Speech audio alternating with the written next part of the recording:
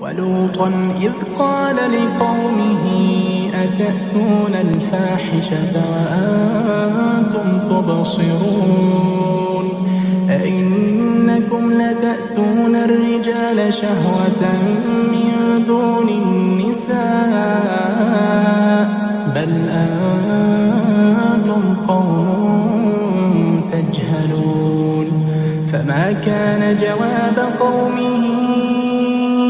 إلا أن قالوا أخرجوا آل لوط من قريتكم إنهم أناس يتطهرون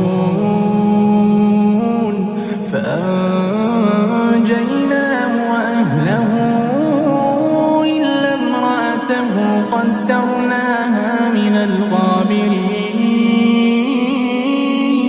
وأمطرنا عليهم مطرا فساء